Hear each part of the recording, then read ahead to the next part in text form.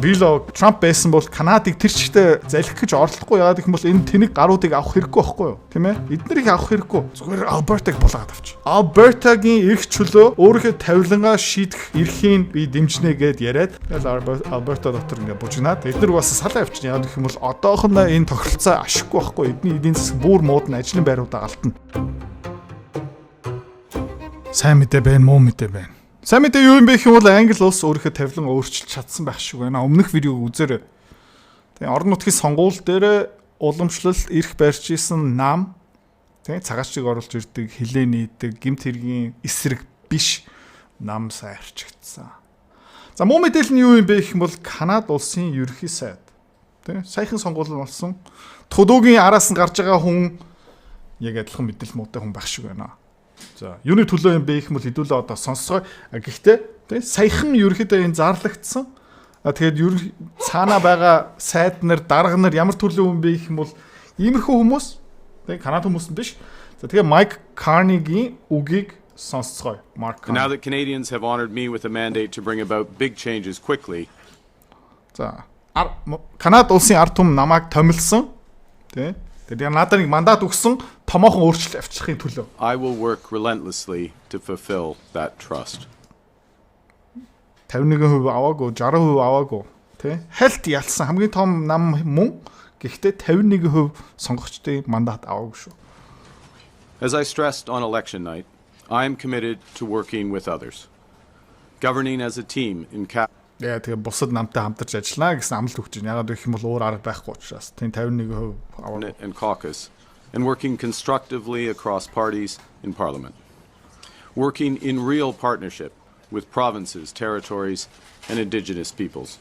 За, тэгээ сайн хэлсэн үг амар чухал. Ер нь аймагуудтай, мужуудтай хамтарч ажиллана гэж байна. Хамтрахаас өөр аргагүй болж байгаа. За, энэ видеон дээр би бас юу ярих юм бэ гэх юм бол Канада улс тийм нэгтдсэн биш ээ, тий? Орлого өндөртэй, бүтээмж өндөртэй, маш их татвар төлдөг аймагуд, мужууд ерөөхдөө Канадаас салъя гэсэн хөдөлгөөнүүд яваад байгаа шүү. And bringing together labor, business and civil society to advance the nation-building investments that will transform our economy. Тэгээ бизнесүүдтэй намтайгаа ард түмэнтэй хамтраад Канада улсын эдийн засгийг тэр чигтээ өөрчлөн гэж ярьж байна. In the coming weeks, I will unveil more of our plans to engage with Canadians as we embark on the biggest transformation of our economy since the end of the Second World War. Дэлхийн 2 дугаар дайнаас хойш Канада улсын эдийн засгийн хамгийн том өөрчлөлт авчна гэж. За энэ юу гэсэн үг юм бэ? Энэ юу юм бол? Хэдүүлээ сонсцгоо. We need to ultimately get to a point where every financial decision is taking climate change into account, the impact on the transition, and we actually drop the adjectives sustainable because it's бүх эдийн засаг санхүүгийн шийдвэр юуны төлөө байх ёстой юм бэ гэх юм бол дэлхийн дулааллын эсрэг. Just what finance professionals do. Secondly, on the risk side, we need the banks to look at the risks around the climate transition, which then flip to opportunities. On the opportunity side, it's really about looking for and at transition plans from all companies and backing those who are part of the solution and taking capital away from those who are part of the problem. We need to Okay. За тэгээ банк санхүүгийн байгууллагууд тэтгэврийн сангууд дээр бид ямар шаардлагууд тавих юм бэ гэх юм бол дэлхийн дулааллын эсрэг net zero ямар ч карбоны тий CO2-гийн emissions гарахгүй гэж байна. За тэгээ энэ санхүүжтэй холбоотой, зээлтэй холбоотой, хөрөнгө олт холбоотой, зөвшөөрөлтэй холбоотой. За тэгээ юу их гэдэг гэх юм бол тий салхин цахилгаан станц, нарны цахилгаан станц, газ нефтний олборлолт хоригдно, уул уурхай бүтээмжтэй салбаруудыг ерөнхийдөө байхгүй болгоно. Хятадуудын яг сайн хийж байгаа юмыг энэ үсэргүүцэж байгаа гэсэн үг. За жишээлбэл Монголд манай ерөнхий сайд яг энэ хүн шиг байсан бол юу ярих юм бэ гэх юм бол уул уурхай санхүүжүүлэхэ болий. Тэ? Газ нефтний хоолой хэрэггүй. Тэ? Зэсний олборлолт угаасаа муухай нүүрс түлэх нь угаасаа хэрэггүй. Бид нар юу их ёстой юм бэ гэх юм бол сэргийх эрчим хүчтэй амьдрах ёстой. За, тийм учраас юу болж байгаа юм бэ гэх юм бол манай цахилгаан тэ 1 кВт нь 200 300 төгрөг биш 600 төгрөг болох ёстой, 700 төгрөг болох ёстой, 1000 төгрөг болох ёстой. Яагаад вэ гэх юм бол тэ сэргийх эрчим хүч үнэтэй хогчин. Иймэрхүү төрлийн юм баггүй. За дараагийн видеон дээр бас сонсцгоо. You demanded action and now it's time for the financial sector to deliver. Та нар ерөөхдөө үйлдэл нэгсэн. За тэгээ одоо санхүүгийн салбар үйлдэл хийх цаг болсон. To reach net zero, every country, every company, every bank, every investor, every pension fund around the world will need to make some big changes. За тэгээ net zero-гийн төлөө мод төлөхгүй, нүрс төлөхгүй, машин унахгүй, бензин хэрэглэхгүй, дизель хэрэглэхгүй, дан сэргээх эрчимүүд хэрэглэх ёстой. Нефт олборлохгүй, бүх юм хориотой. Тэ? За тийхийн тулд ерөөдөө бүх компаниуд, бүх иргэн санхүүгийн байгууллагууд, тэтгэврийн сангууд хийж байгаа үйл ажиллагаа, эрхэм зорилгоо тэр чигтээ өөрчлөх ёстой. Хөрөнгөний зах зээл хувьцаа улс төрийг сонирхоод байна, тий? Тэгээ хөрөнгөний зах зээл яагаад өсдөг юм? Эдийн засаг яагаад өсөд идэг юм бэ? Ойлгомоор байгаа юм бол миний Fuck You Money 2 Time to Die номыг сонирхоод үзээрэй. Дэлгэрэнгүй мэдээлэл idratsi.com-оос. За тэгээд энэ ном ойролцоо бараг 500 хуудастай дүрм мэдлэг. Хамгийн гоё юм юу юм бэ гэх юм бол 8 дугаар ангийн хүүхэд энийг ч гэсэн ойлгох маш энгийнээр бичсэн. Санхүүч хэлээрээ ерөөсө бичээгүй. За захилмаар байгаа бол idratsi.com тэнд бас дэлгэрэнгүй мэдээлэл байгаа. In the run-up to COP26 in Glasgow, we have an enormous opportunity to bring climate change into the heart of every financial decision. And our plan will manage the risks from climate change while helping to seize the opportunities from a newer Ногоо байгаль орчин бла бла бла. За тэгээд энэ юу гэсэн үг юм бэ гэх юм бол та хэд компани ажиллаж байгаа юм бол Канадад зээл авмаар байгаа юм бол дизель генератортай юм уу? Зээл өгөхгүй. Чи бензин машин ундаг юм уу? Зээл өгөхгүй. Дизельтэй машин өгдөг юм уу? Үгүй, зээл өгөхгүй. Танаа компани нүрс тэрвэрлдэг юм уу? Зээл өгөхгүй. Танах уул уурхаа олборлож байгаа юм уу? Зээл өгөхгүй. Колонг ажиллуулдаг юм уу? Зээл өгөхгүй гих мэд чинь яг иймэрхүү юм болох гэдэг байгаа байхгүй. За юу болж байгаа юм бэ? Гэвэл тэ эдийн засгаа боогоод алах гээд байгаа гэсэн үг. За хажуугаар нь immigration ерөөсөө ярихгүй байгаа, цагаачлыг ерөөсөө ярихгүй байгаа, хуулийн байгууллага хяналт тэ хууль бусаар орж байгаа иргэдийг нэг ч дуртахгүй байгаа. За тэгээд одоо энэ эрчим хүч нефт Канада улсын нийт гол эдийн засаг аймагуудын тухай ярихаас өмнө хальт дахиад жоохон цагаачлуудын тухай ярьчих заяа. Энийг үзүүлж байна гэх юм бол Европын холбооны цагаачлуудын нийт бүтээмжийг үзүүлж байгаа заяа. Окей. Боловсрал муутай хүмүүс одоо дэд боловсрал байхгүй гэсэн үг заяа. Зүгээр ахлах анги төгссөн. Энэ улаан зураас юу үзүүлж байгаа юм бэ? Хамгийн зүүнтлийн граф дээр нь улаан зураас юу үзүүлж байгаа юм бэ гэх юм бол Европын дотоод хүмүүс одоо англи хүмүүс, герман хүмүүс ер нь бол тий одоо 20 нас хүртэл ер нь бол татвар төлдөггүй алдагдлалтай. За тэгээд юу болж байна гэх юм бол нэг 59 60 нас хүртэл татвар төлөх улстай ашигтай. За тэгээд 60 нас гараа явахаараа ер нь бол алдагдлал үүсгэж байгаа. Тэгээд хизээ хамгийн сүүлд хамгийн их алдагдлал үүсгэж байгаа юм бэ гэх юм бол хөгшин нас дээр. За тэгээд энэ ногоон цэнхэр юу юм бэ гэх юм бол гадны орны хүмүүс. Тэ? Ногоон юу юм бэ гэх юм бол бүр Европоос бус гаралтай. За дунд зэрэглэлийн боловсралтай хүмүүс одоо бакалавртай гэсэн үг тий. Ерөөдөө ижлэхийн төсөнд ерөөдөө төстэй ер нь ашигтай.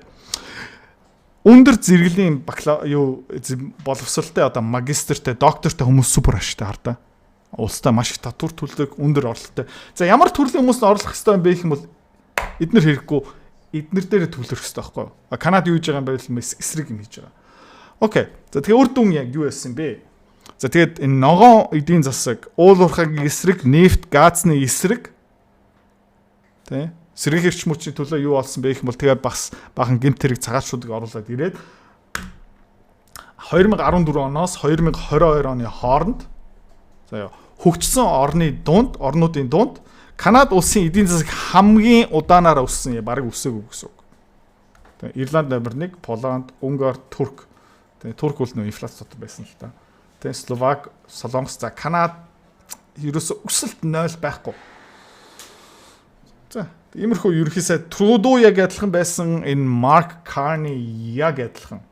За тэгээ ингээ харцгаая. Сонгуул дээр нөгөө Марк Карни сонгосон тий гарууд хаанаас гаралтай юм бэ гэх юм бол Yukon, Northwest Territories, British Columbia, Manitoba, Ontario, Nova Scotia, Prince Edward, Quebec, Newfoundland. Ерөнхийдөө улаан. Цэнхэр нь консерватив, ерөнхийдөө нөгөө эрчим хүчний төлөө, татвар бага төлөхийн төлөө тий цагаачлуудыг гаргая гэмт хэргийн эсрэг хүмүүс байгаа хгүй юу. За Alberta, Saskatchewan, за жоохон Manitoba. Тэгээд эднэр юугаараа бүгдээрээ төстэй бэ гэх юм бол газ нефтний олборлолтоор номер 1 хамгийн баян аймагуд одоо мужууд юу юм бэ гэх юм бол Alberta, Saskatchewan, Manitoba баггүй. За энэ гурван ерөнхийдөө аймаг бусад аймагуудад тижээдэг гэсэн үг. Окей? За харцгаая. Окей. Энэ гурван аймаг төсвөөсөө юу ч авдаггүй. Юу гэсэн үг юм бэ гэх юм бол маш их татвар орлого хураагаад авдаг. Тэгээ бусад аймагуудад тижээдэг гэсэн үг. Татаас юу ч авдаггүй. Хасахтай явж байгаа гэсэн үг. За бусад энэ Марк Карни сонгосон төлөө сонгодог аймагуд нь паразит аймагуд гэсэн үг. За яа. За энэ гурлаа ерөнхийдөө бухимдаж байгаа. Бид нар ийм их татвар төлөөд байгаад эргүүлээ бид нар юу явж байгаа юм бэ гэх юм бол баахан энэтхэг Пакистан, Муслим гинт хэрэгт аваад байна. Юу болоод байгаа юм бэ? Манай татварын мөнгө хаашаа урсж байгаа юм бэ гэд бухимдаад эхэлж байгаа. За. Тэгээ 25 насаас 44 настай Канад иргэдүүд хаашаа нүүж байгаа юм бэ? Онтариогоос зүхтэж байна. Saskatchewan-аас зүхтэж байна. Тэ? British Columbia-гаас зүхтэж байна гэх мэт чинь хаашаа зүхтэж байгаа юм бэ гэх юм бол Alberta руу зүхтэж байгаа. Ягаад Alberta руу зүхтэж байгаа юм бэ гэх юм бол тэнд ажлын байрууд байна. Тэнд эдийн засгийн өсөлт байна. Тэнд юу байгаа юм бэ гэх юм бол газ нефт байгаа. Тэр газ нефт хаашаа явдаг юм бэ гэх юм бол дийлэх нь Америк руу явдаг. Марк Карни хинтээ алцаад байгаа юм бэ гэх юм бол Америкт алцаад байгаа. Окей. Америктэй Канадыг одоо харьцуулчих заяа. Хамгийн дээр юу байгаа юм бэ гэх юм бол Нью-Йорк тийм дотоодын нийт бүтээгдэхүүний хүн дээр оногдуулж байгаа хэдэн доллар юм бэ? $100,000 гараа явцсан. Яг гэх юм бол Нью-Йоркт баахан тэр бомбтноос саятнууд амьдардаг. За, Alberta хаана явж байгаа юм бэ гэх юм бол хамгийн баян ерөөдөө Nebraska, Oregon, Pennsylvania, Utah-гийн зэрэгцээ явж байгаа. За тэгээд түрүүн нөгөө социалист ийм татвар ногоон эдийн засаг төлөө Карни сонгодог аймагуд энэ байна. Ontario, British Columbia, Quebec, Manitoba, Nova Scotia, New Brunswick, эднэр бүгдээрээ заяа дунджаар $40,000 орлоготой нэг хүн. Нью-Йорктэй харьцуулах юм бол зүгээр ядуу орн баггүй юу. За тэгээ хамгийн бүтээмжтэй, хамгийн их орлоготой, хамгийн их татвар төлдөг аймаг юу юм бэ гэх юм бол Alberta. За тэгээ зум хийчих заяа. Alberta бүр тасарсан байгаа. Дараа нь Saskatchewan. Энэ хоёр хоёулаа консерватив. Яг гэх юм бол эднэр хөдөлмөрч. Эднэр татвар төлдөг. Бусд нь паразит байхгүй. За тэгээ Saskatchewan юу болж байгаа юм бэ гэх юм бол ард иргэдэнд бухимдаж байгаа, тэнд засаг барьж байгаа, намд бухимдаж байгаа, юу яриад байгаа юм бэ гэх юм бол болио.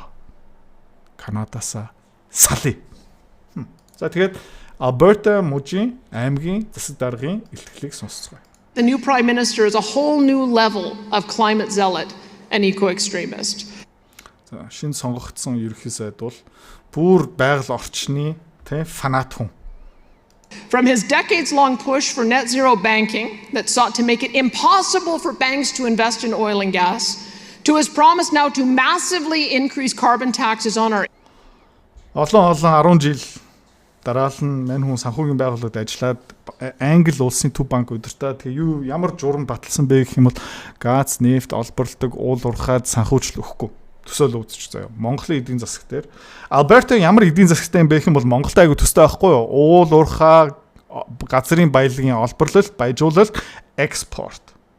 За тэгээд Канада хэр одоо ямар хууль гарч байгаа юм бэ гэх юм бол уул уурхаагийн эсрэг төсөөл үзчих заяа. Монголд нэг нам яллаа Эрдэнэт уурхайг хай тэ 5 толгойг нүүрс олборлохоо боли галт мөнгө ерөөсө ухах хэрэггүй ураны олборлолт угаасаа тэгэл ерөөхдөө боли тэ цахилгаан станцтай нүүрс шатаахаа боли тэгээд тэрний оронд юу их юм бэ мэдэхгүй тэ ядуурлах гэсэн үг байхгүй. За иймэрхүү засгийн газрын доор энэ Alberta муч хамгийн бүтээмжтэй аймаг зохицох хэрэгтэй. Industry, make no mistake, he wants to eviscerate our oil and gas industry. It's right in his book. Тэгээд харчи. Энэ хүн зүг бүр ном бичсэн. Мөрийн хөтөлбөр дотор юу орсон байгаа юм бэ гэх юм бол манай уул уурхайн салбарыг, олборлолтын салбарыг алах гэж явж байгаа хүн шүү дээ. In Canada, our national identity, unity, our freedom and our future are at a monumental crossroads. За тэгээ манай улсын ирээдүй, их тайван, эрх чөлөө, эдийн засаг, тэ бидний орлого ад жаргал ерөөхдөө одоо тэ хутгамны ирэн дээр явж байгаа шийдвэр гаргах цаг ирсэн байгаа. За тэгээ энэ хүн юу ярьж байна гэх юм бол Daniel Smith тэ separation vote болох юм уу биш. За яа. Хизээ болохын зүгээр цаг хугацааны асуудал. Канад улсаасаа салах нь тэ магтал бишээ зүгээр хизээ салах нь зүгээр асуудал болж байгаа. Би ойлгож байна. Яг гэх юм бол хамаг татварын орлого төлж байгаа, хамаг ажлыг хийж байгаа. Тэгээд дээр байгаа ерөнхий сайд нь юу гэдэг байгаа юм гэх юм бол энэ улсыг алах гэж хичээгээд байгаа байхгүй. За тэгээ Alberta-гийн эдийн засгийг харчих 27% нь mining, quarrying, oil and gas extraction. Бараг яг Монголын эдийн засгтай адилхан. За номер дараагийнхан үл хөдлөх, тэ түрээслэх барих дараараа. Тэ үйл дүрлэл 7%, барилгын салбар 7%, эрүүл мэнд 6%, тэгээд үйлчлэгээ, public administration одоо нийтийн үйлчлэгээ гих мэдж бараг Монголын эдийн засгтай адилхан. За тэгсэн чинь ингээд төв засгийн газар ерөнхий сайд нь юу ярьж байна гэх юм бол уурхаа байж болохгүй, нүүрс төлж болохгүй, газ, бензин хэрэггүй гих мэдж тийм солиотой дураг одоо ирэх барьж байгаа байхгүй. Америк, Канада улсын эдийн засгийн өсөлтийг ганц аварж байгаа аймаг салбар юу юм бэ гэх юм бол Alberta-гийн нефтний олборлолт экспорт гэхгүй юу? 2014 оноос 2022 оны хооронд Alberta аймаг юу хийж чадсан бэ гэх юм бол нефт, газны олборлолтыг заяа. Тэ? Жилийн 12 тэрбумаас 19 тэрбум руу өсгөж чадсан. Энэ хугацаанд бас газ, нефтийн үн өсөөд экспортын орлого нэмэгдэж байгаа. За тэгээ энэ Mark Carney бас юу гэх юм бол хамгийн том худалдаа авагч. Alberta аймгийн хамгийн том худалдаа авагч харилцагчийн юм бэ гэх юм бол Америк улс. Тэгээд Donald Trump-тай одоо алдсанаа гэж яриад яваад байна. Билог тэ Trump байсан бол Канадыг тэр чигтээ залхих гэж оролдохгүй. Яагаад гэх юм бол энэ тэнэг гаруудыг авах хэрэггүй байхгүй юу? Тийм ээ? Эднэрийг авах хэрэггүй. Зүгээр Alberta-г булгаад авч. Тэ? Alberta-гийн эрх чөлөө өөрийнхөө тавилангаа шийдэх эрхийг би дэмжнэ гэд яриад тэ? Тэгэл Alberta дотор ингээ бужигнаад эднэр бас салаа явчихна. Яг гэх юм бол одоохондоо энэ тохиролцоо ашиггүй байхгүй. Эдний эдийн засаг бүр муудна, ажлын байруудаа галтна гэсэн үг. За тэгээд Donald Trump энийг хийж чадах юм уу харцгаа. Энэ аймгийг булаагаад авч чадах юм бол заяа. Дэлхийн номер 1 тэ газ нефтний нөөцтэй улс олборлолт гих мэдчихнэ. Америк улс болно. За тэгээд байна шүү дээ. Funny юм юу болох юм бэ гэх юм бол Канадчууд Alberta муучаас газ, бензин, дизелийг худалдаж авах болно. Амар funny. Тэ? Би л Donald Trump байсан бол одоо Alberta руу нисээд тэндээ нэг Trump rally make Alberta great again. Бараг MAGA яг тохирч байгаа үстэй. Make Alberta great again. Yeah. Let's do it.